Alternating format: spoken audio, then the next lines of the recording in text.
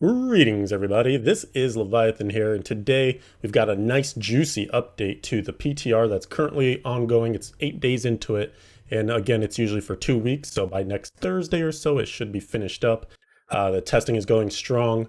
This is all about the Soul Shards, Season 25, everything that goes into that. That is the main thing that's really being tested at the moment, and so we have a lot of changes to those, as we anticipated, because last week, we saw so many results on the PTR that were, there were some bugs and things going on that people were taking advantage of. But in general, a lot of the powers were insanely strong, very, very powerful. So we figured some of those would get pulled back. Maybe some of the other gems would get looked at. A link to this will be in the video description, so you can go over all the changes on your own time. But I will quickly go through, well, quickly as I can anyways, do a bunch of them and let you know what the dealio is here. So the ones that are in red are the changes that are made for this particular patch, which is now live on the PTR, by the way. So if you want to go get testing with updated values and everything, you can do that. So a couple of things initially, they fixed bugs. There was a bug where a rank 2 soul shard affixed values could sometimes change after being socketed. I saw this when I was testing on stream. That's good, just so that the values are consistent, because it would change things like CDR and main stat, like all sorts of stuff that could, make a big difference for your character. So glad to see that fixed a bug that allowed players to equip two lesser soul shards. So this is the one where they were both in the weapons. People were dual wielding. So I'm glad that's gone, so that way we can actually see real results on the leaderboards. They updated the possible range of all resistance on rank 2 upgrades to 55 to 62. This was one I made a big deal of in my video looking over soul shards, because initially the values got up to like 750 all res, which is like insanely out of line for one affix of all res on gear and stuff. So this certainly brings it far more in line with what we're used to from like a gem. Obviously not as good as just like a typical ancient all res roll or something. In fact, they might have even gone too far in the other direction here. This maybe should just go, to like 75 to 100 or something. But I guess, we'll see. They could actually change this stuff. Again, I guess it's worth mentioning it's PTR, subject to change. They could even end up changing this stuff before the actual patch goes live when Season 25 starts, which I'm guessing will be somewhere in December, early December. So yeah, this is kind of where the new value is, which to me seems almost too low, but I guess we'll see. And then they updated the range of armor for the rank 2 upgrades to 375 to 390. All right. Moving on. Oh, here we go. In addition to fixing several bugs, results in some soul shard powers being much more powerful than intended. We've also redesigned and balanced several soul shards to give more competitive options when choosing the right soul shard for a wider range of builds. So this is the meat of this update. A lot of changes occurred for pretty much every soul shard, except for one that just kind of got a bug fix. So Sliver of Terror, this is one of the Helm's soul shards. This one was pretty much deemed the best option in Helm, because it gave an insane amount of damage reduction and damage increase. So they changed the base of it. Now for every skill that's on cooldown, you take 12.5% reduced damage and deal 25% increased damage. I think the only thing that really changed here is the damage increase. I believe it used to be 75% for every skill. So that's obviously bringing that power level down some, which I think makes sense, because again, it was just quite powerful previously. And then here they also reduced the power of Sliver on Terror's rank 3 upgrade, Ring of Fire effect, and increased the required kills to 100 to proc. So this was one of those ones where I was saying, I wonder if this scales off of the Greater Rift, and it's similar to the environmental effects of seasons gone by. It was insane. People were using it to kill Greater Rift 150 Guardians in like a second. It was very, very overtuned. So I guess hopefully they brought that back in line so it can still be useful, but not super ridiculous and trivialized bosses and such. Guess we'll see if this power is still worth it. Fragment of Destruction. They added a rank 3 upgrade. So when you apply Mark of Destruction to an enemy, you increase your movement speed by 5% for 7 seconds, max of 10 stacks. And then in order to add this one, they removed the increase the duration of the Mark of Destruction to 10 seconds. So this is the Soul Shard where you apply a mark, and if you kill an enemy, you get like a second of cooldown back on one of your skills, stuff like that. It was kind of seen as maybe a more supportive gem, because you could there's one rank 3 upgrade where if you kill the enemy and it has like 10% or less health, then it actually just kills it automatically, right? So like frailty kind of, if it's marked, all that good stuff. So, this was one where it's like, maybe you put it on a support or something like that. This at least gives it some sort of speed farm applications. Maybe you take this, if you're trying to be a speedy support and go through like speed greater rifts, or maybe even for just T16. I guess we'll have to see on this one if it still makes it useful. I feel like to me this is still one of the weaker options for the Helm gems, Helm Soul Shards, sorry. But yeah, we'll see. Stain of Sin. This is a weapon Soul Shard. So right now it updated the Stain of Sin base power so that you deal 25% less damage. That's unchanged.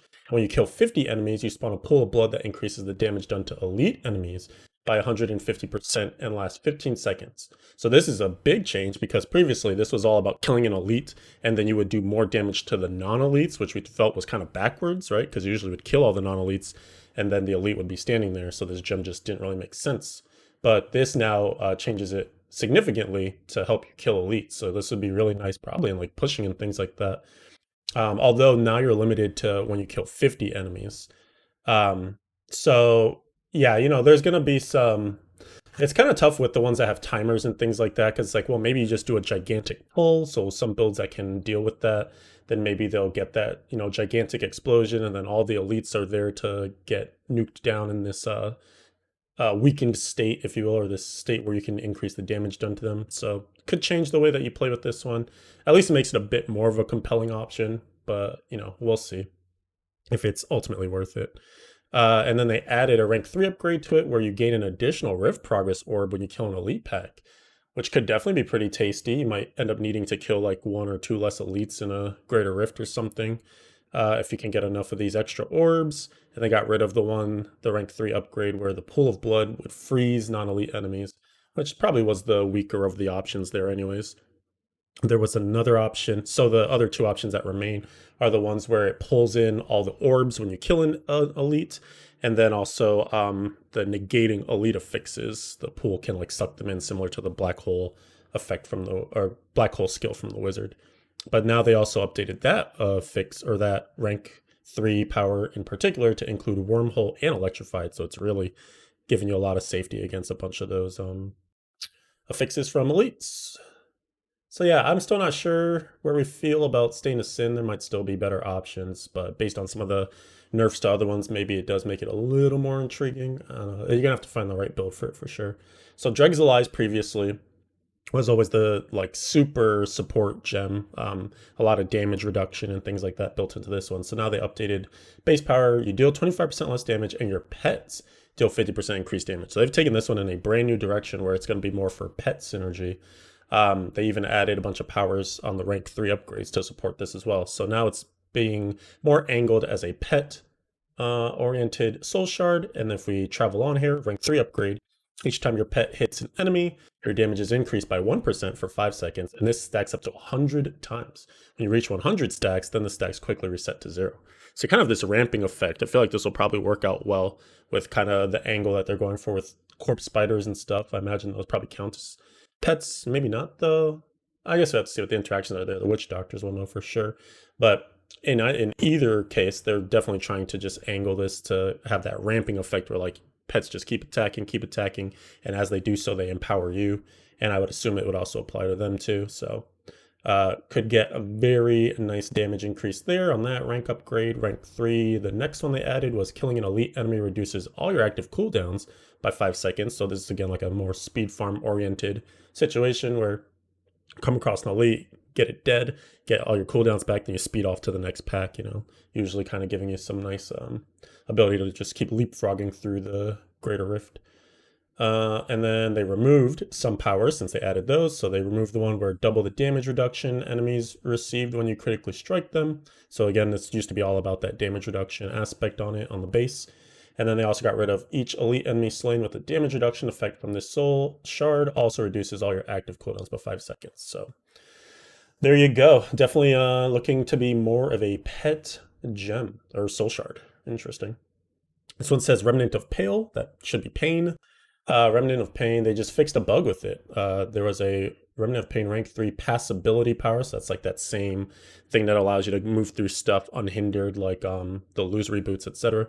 It caused collision issues with Mystic Ally previously, apparently, so now that's fixed.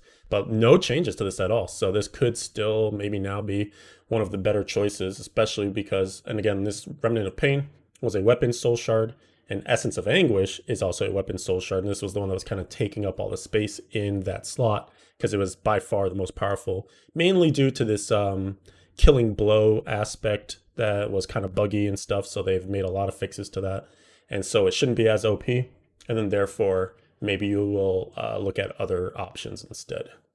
The Remnant of Pain one is one where your critical hit chance is reduced, and then if you essentially like hard CC an enemy, so stun them, freeze them, etc., then you get 100% critical hit chance and a bunch of powers around that. So what we have here now on Essence of Anguish, every time you deal poison damage to an enemy, you increase your cooldown reduction and movement speed by 2.5%, while your damage received is increased by 5% for 10 seconds, max 10 stacks. So I believe that this brings down a lot of what you were getting before, because you used to be able to get insane numbers of a cooldown reduction, movement speed. I think it was actually 5% previously. With the 10 stacks, so you had 50% cooldown reduction, 50% movement speed, and then there was another power that would get you 15 stacks. You go like 75% CDR. So they've definitely kind of honed that a little bit, and then fixed a bug that caused Essence of Anguish's rank 3 upgrade death blow effect we were just talking about to cause more damage than intended. So they got rid of a lot of that double dipping that was occurring. Fixed a bug that had the rank 3 upgrade death blow not trigger consistently, so actually I guess was even underperforming the way it used to be, so it'll be more consistent now but not as powerful. And then they also updated the death blow effect to not synergize with Sever, which some people are using to cheese high grade rift clears. They added a buff bar icon to track stacks of Essence of Anguish's base effect, so this main base power that we were just talking about, so you can actually see like when you're going to lose that cooldown reduction and things like that. Super important to track, so you're not going to trigger a skill when you're relying on this cooldown and then you don't have the cooldown, then suddenly your skill's on cooldown for much longer than you anticipated.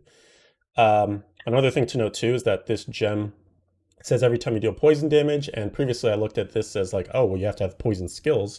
But what we did find in the PTR as we did testing is that if you have a poison damage roll on your weapon, so you know where the base damage is, if it says like 100 to 200 poison damage or whatever, then that actually counts for this.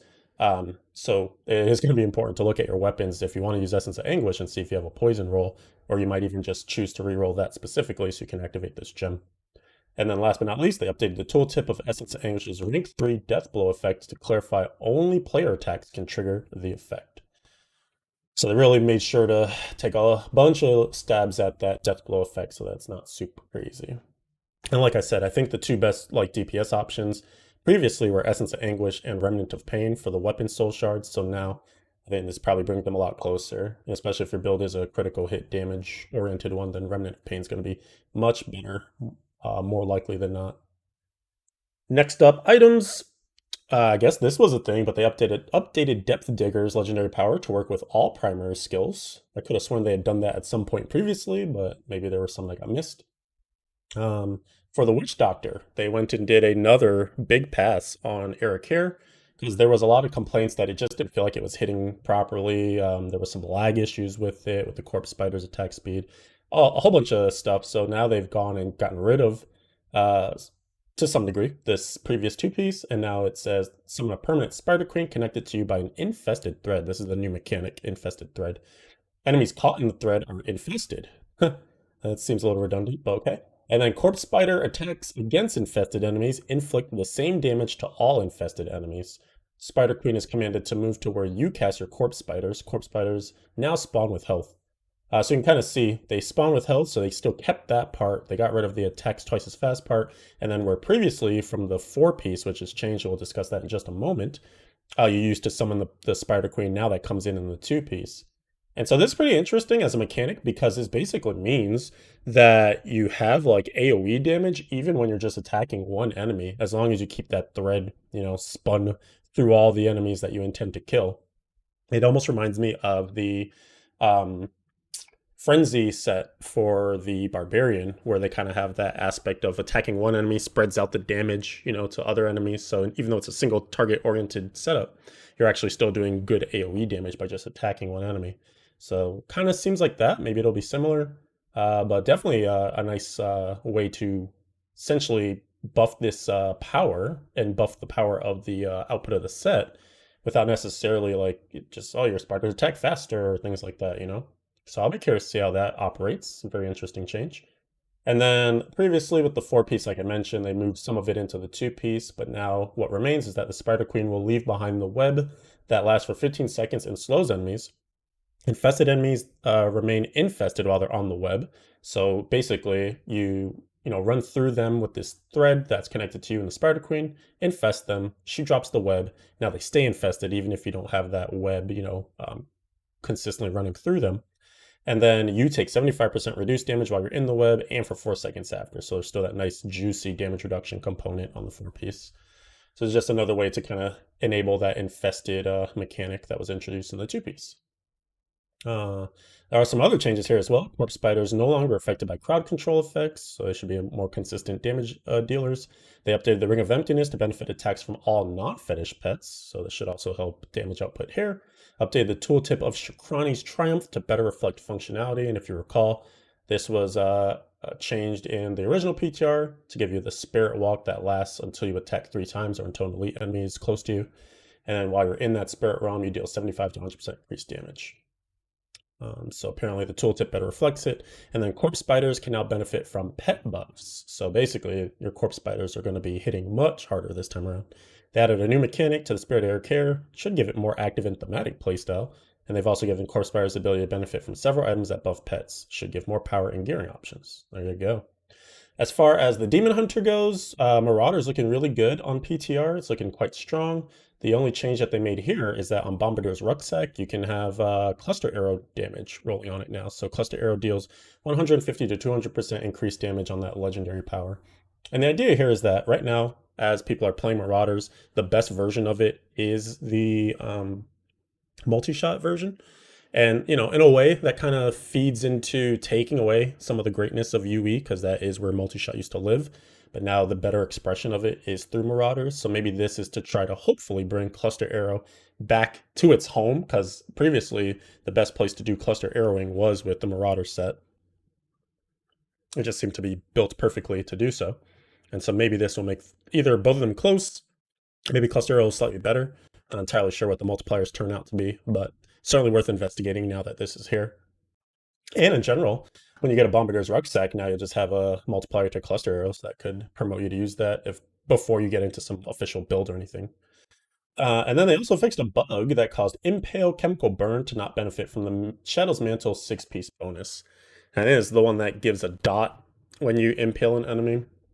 Not sure what the ultimate effect of this will be, if this turns Chemical Burn into a very good rune, but especially because of the way that they updated the 6-piece set bonus to have this damage to subsequent enemies, I still firmly believe that the cold rune over penetration is the best, because that has a piercing element to it, so you will literally just hit more targets with the cold rune than anything else, and therefore apply this subsequent damage to many, many, many more enemies with every throw of the daggers. So I think maybe this will be interesting to take a look at some point, but I don't think it'll be into the meta of Shadow, if you will. And then the developer note here is that they've added cluster arrow damage to Bombardier's Rucksack. Should make cluster arrow builds with the reworked Marauder set more appealing. Nothing changed for the Necro. That set's looking great though. There have been some really cool speed farm setups with that, and it's still looking quite strong even into high tiers, 150s in season 25, so looking good. And then the Wizard, this is a great change for all of you Wizard fans out there. They reverted the nerf, but took it in a different direction. So this is something that a lot of people were hoping they would do, is essentially kill the mirror image interaction with Firebird and just have it be a set where you get to be the strong source of damage dealing with like flame blades and all that stuff. And so now you have your damage multipliers back, 3,000% and 5,000% in regards to 2-piece, 6-piece respectively. And then on the 6-piece set, you see, pets cannot trigger this effect. So now it is up to you to apply the ignites and damage and all that good stuff. So should hopefully kill mirror image. And that's great because the AI mirror images freaking sucks anyways. So this is just like a nice buff, honestly. And should still keep Firebirds a relevant set now, and maybe even more fun to play going forward. Based on the player feedback, we're taking a different approach to nerfing Firebird's Finery. Rather than having pets do the heavy lifting, we want to lean into the fantasy, the player being a brawling battle mage. So that's that change. Karis, let me know what you wizards think out there, what you witch doctors think as well too, because you guys got kind of two of the more significant class changes in this go around of PTR. Curious if this makes you happy or what your thoughts are now. And then just a few more bugs to round up here. There was another bug that prevented pets cast by the player from proccing Oculus Ring if it was equipped on a follower, so they fixed that. So now your pets can proc your Oculus on the follower, which is good. Fixed a bug that caused momentum stacks to not always apply properly when using Calamity and the Ninth Series Satchel. I have heard that I mean, we know for certain that there are some weird issues with momentum not always getting stacks from when we shoot our Hungering Arrow generator. Apparently Calamity played a part in this. I think I had heard that somewhere in the middle of this current season. So this is a nice fix to see. I think there are still other bugs to it too, because not everybody was using Calamity, to be honest with you.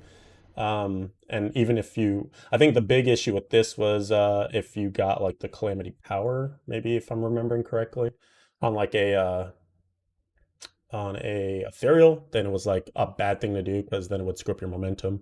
Can't remember if that was this season or, you know. In any case, though, it was an issue. They fixed it. And I think there's still more to do with momentum stacks being more consistent, but at least it's a good start. Next up is they fixed a bug where life per second granted from Mantra of Healing on the monks wasn't being applied to the shield that was generated by Molten Wildebeest Gizzard, which relies on life per second to give you, you know, however size of shield it is. So that's good.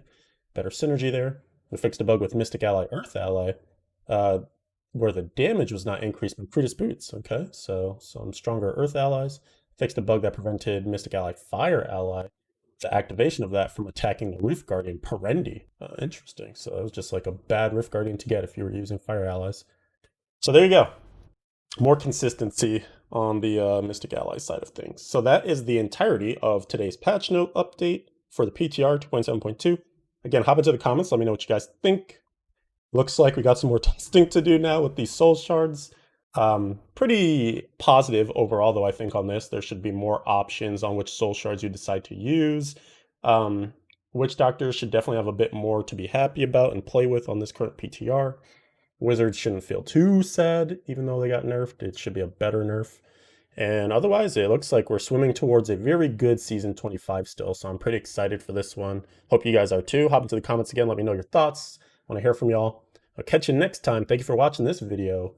Adios for now.